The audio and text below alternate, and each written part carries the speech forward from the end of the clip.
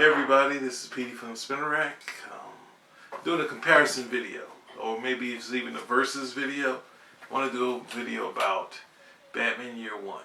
Now, what can compare to Frank Miller and Dave Mazzucchelli's Batman Year One? Like this, I mean, not comparison. It's basically Batman origin, Batman 0 year.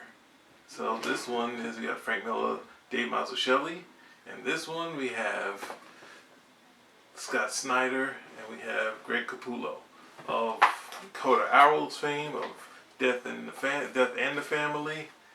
We have a ton of great books from them, very fan favorites. One of the New 52 was probably one of the favorites of the New 52. I think the first Batman issue was a big high seller. But they did two major storylines that were been reprinted in omnibus versions. But after those two things, they were given the task to give Batman a new origin. Now, they decided to do I think it's about 13-part issue. I have the first trade paperback, which is regretfully missing the 0 issue. So, I mean, I think it would work a lot better if it had the 0 issue, but I'm a big fan. I was liking what they were doing, and then I wanted to check this out because it's one of the hardest things to do. How are you going to redo Batman's origin when Frank Miller's already done it? Frank Miller, Dave Mazzucchelli, he just came off of Dark Knight fame. Dave Mazzucchelli just came off of the Born Again fame with Frank Miller. And they sat down and they decided to do Batman Year One. Batman Year One has been done as an animated movie. Bits of it has been used in, I think, Batman Begins. But this one they decided to be even more ground level when they did this story. When they did this story, Miller's doing a 4-parter within the Batman comic book. So it's Batman 404 to Batman 407.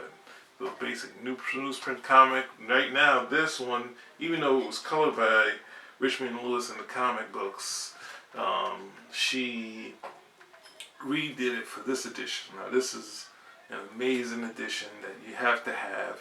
If you even have any critiques of this, it's still a book that you have to keep and you have to have, because this is Dave's last major comic work before he moved on and did Rubber Blanket. He did Astro's Polyp, I think that's how you pronounce it. It's one of my favorite graphic novels. I would get that. And Frank Miller, he's done everything. He's done Sin City, movies of Sin City, 300, and a couple of small things, obviously, I'm saying the small things are Last Blast Off, but he also did The Big Guy and Rusty the Boy Robot. But then you have other Batman things that he's done, and back to fame with Dark Knight 3, DK3. So this book, basically, it's the Batman origin is only supposed to be a retelling. It's only supposed to retell the origin and maybe updated. But in going in, they basically gave Frank Miller the keys. They give him the keys, and they did a semi-retro sort of outfit. But at the same time, they decided, you know what? We're going to concentrate on Gotham. And when they concentrated on Gotham, they got into sort of having to change Jim Gordon. So what went from a retelling went to almost pretty much a reboot, because Jim Gordon and Batman aren't friends. If you look at the original Batman story, Bruce Wayne and Jim Gordon were friends. Jim Gordon was almost a father figure to Bruce Wayne. In this story, Jim Gordon is just coming to Gotham. At the same time, there's a parallel thing. Bruce Wayne is just coming. But the story sort of, the focus is mostly on Jim Gordon and him having to deal with the Batman and understanding it. Now, the first issue does a lot of stuff with Bruce Wayne.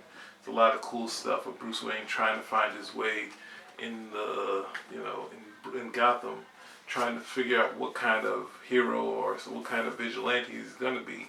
It goes horribly wrong. At the same time, Jim Gordon is on the straight and narrow, and Gotham is way off. And all in the books and the mob bosses, and things don't go right for him, but he gets an understanding with the cops and him. But they want an edge on him, so that will play out in the next issues. The next issue issues 2 of this one, which would be, it had Batman in full costume, but it's more Jim Gordon get into his relationship with one of his fellow cops, him struggling with the police force. Batman, of course, it lets crime know. We meet Harvey Dent, which is a cool scene. We don't get to see much of him, but he shows up.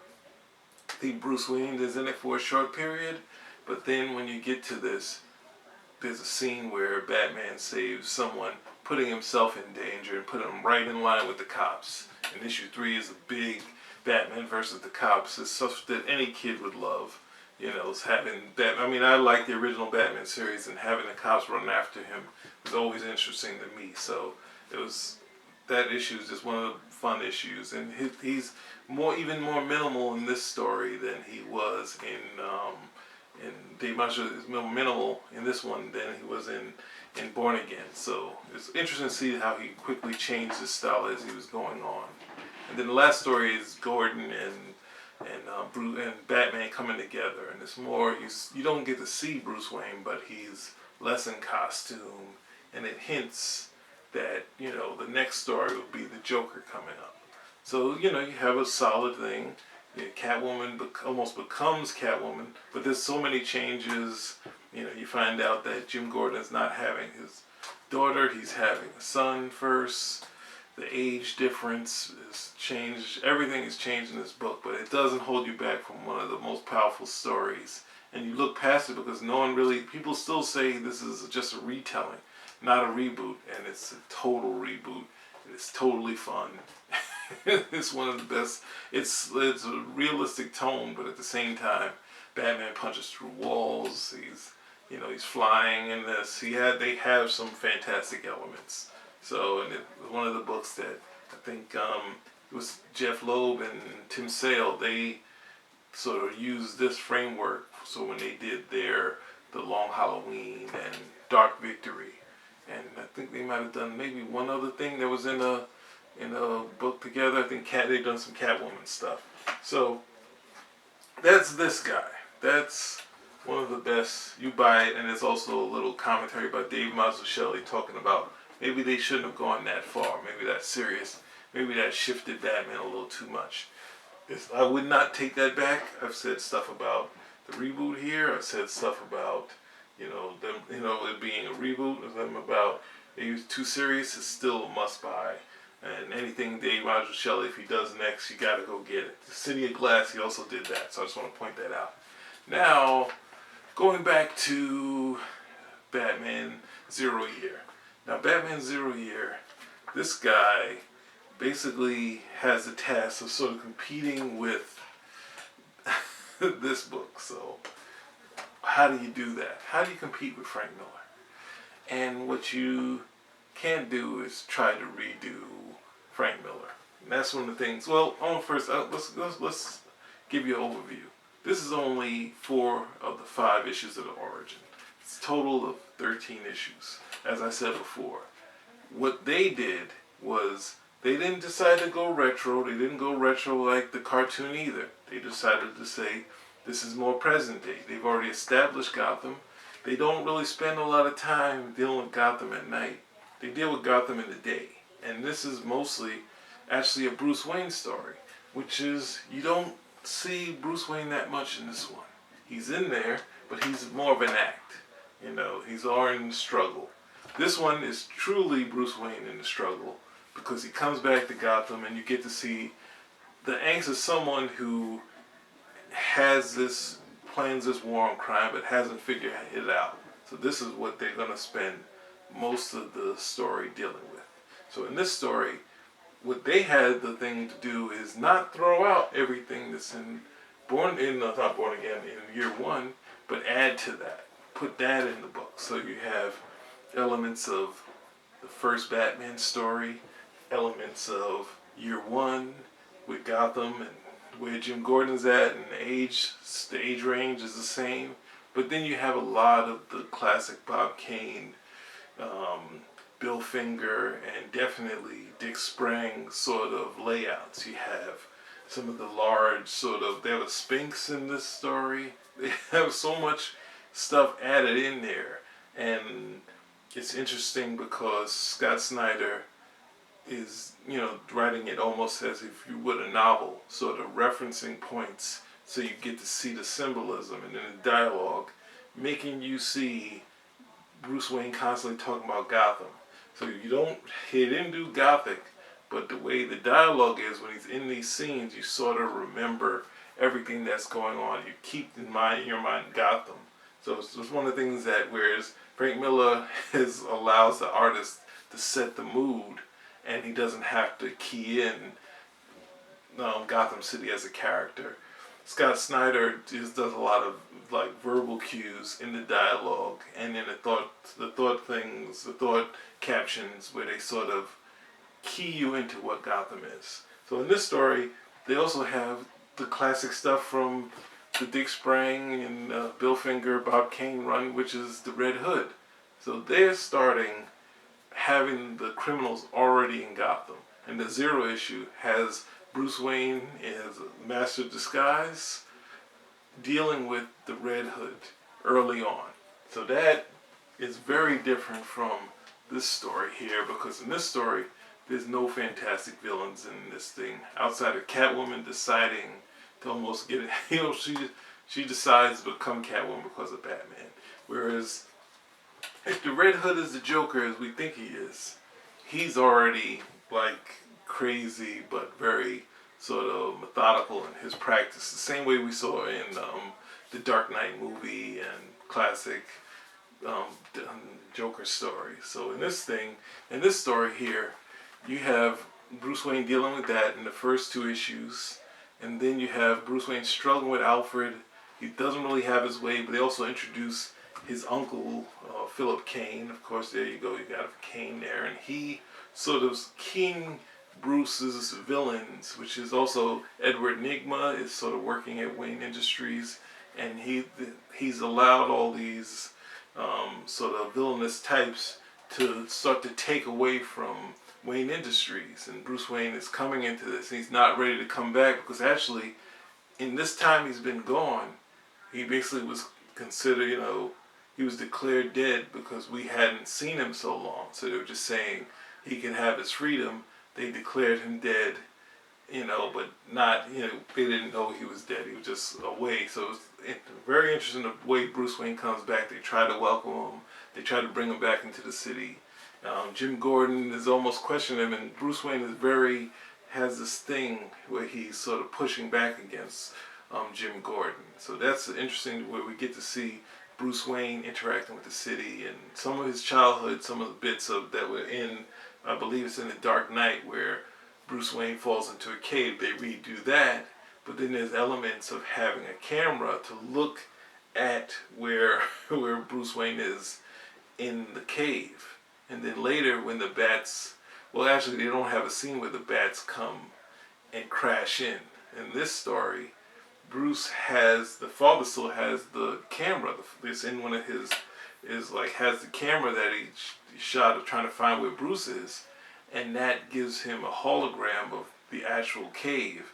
So in Bruce's house, it looks like the cave, and the bats are flying around. And he says, "Yes, I'll become that bat." But they have one bat that's there, and sort of the key in what Frank Miller did in The Dark Knight and in Year One. So when you have this sort of thing of just being fun with, where you're not worrying about trying to top Frank Miller. You're using Frank Miller's stuff and you're adding more stuff to it. The two of them just had fun, and I was reading. I said it again. I was reading. What's that? I was reading Court of Owls. I didn't necessarily like Death in the Family, but I was still checking it out.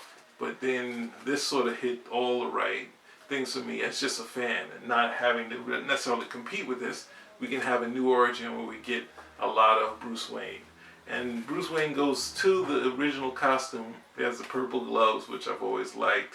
But Greg Capullo's added some ribbing to it and did some homages in it to the early Batman stories. We have Red Hood fighting Batman, and Batman you can see he's gaining more confidence as being Batman. So that's one of the fun parts of it, is that they just they're not just going retro, they're just having fun, and they're adding a lot of the Dick Sprang sort of thing of very big and bombastic sort of fight scenes. So these guys are they're at the top of their game as far as being the top talents at DC, and then they're also playing with it. They're not scared to do a story because at the climax of Bruce Wayne, because he gets trashed by the Red Hood's gang, but then he decides he has all the things figured out. He's been Batman, but he initially attacks them as Bruce Wayne. So it's not forgetting that this is a Bruce Wayne story. And I think one of the quotes on here is that it's not just a great Batman story, it's a great Bruce Wayne story. And that's where you get to play, because you didn't have Bruce Wayne that much in this story, but you have him all over this story. And from this, you have even the first 5 issues in here, or this on first 4 is missing 0 issue. But as the story goes on, they also have Oswald Cobblepot is in there, and as I said, Edward Nygma. But that leads to the next story. Dr. Death is in the next story. So I really want them to do an omnibus of the whole thing. So they have Dr. Death. They have Edward Nygma almost does something that's like Cataclysm. So it's bringing a Gotham City that's basically becomes run down because the Riddler for months has blocked off Gotham from any sort of help, and anything that happened could blow up the whole city. And the cops have this small faction, and actually you don't know if Batman is dead or not, but it's hinted that he survived because you saw him early in the 0 issue where he comes back and they said, "Weren't you dead?" So, and when you get to the scenes with Batman and Edward Nygma, it has to be, and again, not in this issue, I'm waiting for the omnibus, but when you get to the fight between it's the best Riddler story, and some of the strongest thing to say this character is a viable character. So, in my opinion, you should go out. I think it's issue 0, issue 21 through 33. There's also I think there's a filler issue in between that. Besides, there's also a 23.1, which is not connected to the story, and there's also backup stories hinting of Batman's history of learning different things to become Batman. And Greg Capullo, this is one of my favorite stories of his. I've always liked his X-Force. I initially read a lot of his Spawn, mainly the Spawn stories with Grant Morrison. I like those, and the one with the with the X-Men letterer. He has a hard last name. It's Tom Wachowski. I don't know how to say it. I'll put it up there. But Greg Capullo is one of the best artists out there. He's doing a bunch of things, and it's not necessarily him changing his style, trying to go retro, because it's basically him having fun in his own style and doing a lot of human elements. And it's also a sad moment. It has almost a movie ending, because the Riddler has something a way that Batman has to do something that could finish him. And even after that point, there's a classic Batman character, Julie Madison, and she comes to visit Bruce and Alfred. And this is not the contentious insult Bruce Wayne the entire time. Alfred is trying to help them, and they're at odds in a lot of the story. But also shows you how Jim Gordon and Bruce Wayne and Jim Gordon and Batman connect. And there's 2 different relationships. So, in my mind, you gotta buy both. But the only problem is you don't have an omnibus for this one. So I say DC. So then in the versus battle, how are you gonna compete? How can you compete with Frank Miller? You do what Scott Snyder's been doing. He's been doing sort of the writing has always been sort of trying to flesh out Gotham, and whereas Frank Miller, he does the mood, all of the stories in the panels in the drawings. Whereas Scott Snyder, they do moods, but then he adds more dialogue and stuff like that, and captions describing Gotham and the history of Gotham. And it going the other way of saying, okay, well, Frank Miller set the mood, gave us the background. Neil Adams set the mood. Even Marshall Rogers, Bob Kane, Bill Finger, all these guys sort of set the mood and gave this backdrop I'm gonna write and develop that even more than they did. So that's one of the strong points when you have Greg Capullo. How are you gonna lose? How are you gonna lose with this stuff? How are you gonna lose with this guy? I think one of the best scenes is Dr. Death's scene where there's a rain scene and the effect of the rain and the art is amazing. So you get a lot of fun fights and fun stuff. So in truth, I said it was going to be a versus, and all I'm saying is you have to go out and get both of these stories. That's it. I lied. You got to get this, but DC doesn't have the Omnibus. I'm saying it again. Omnibus, they did it for Court of Owls and Death in the Family. They might have an Endgame Omnibus, but no 0 year. Come on. This has to go with the rest of the Batman Origins. And then they did. I mean, I have another trade paperback of Year One some here. I think I might have sold off the original comic books, but if you go into this thing, what do you got? You got Richmond Lewis's colors in here. You got the color palette, and then you got some of the pencils. You got everything in this book. You got the original drawings. What if they did it like that? So, my mind, what are you going to do? You're just going to have to buy both. You don't have to throw out your Batman Year One because you got the hot Greg Capullo art here. You don't have to say poo-poo. There's no way you can compete with Dave Mazzucchelli. Hey, you have multiple artists that you like. You got to get both. And since there's not a lot of Bruce Wayne in Year One, there's a lot of them in here. And it sets him up where you get your Bruce Wayne here and you get your Batman. And it's just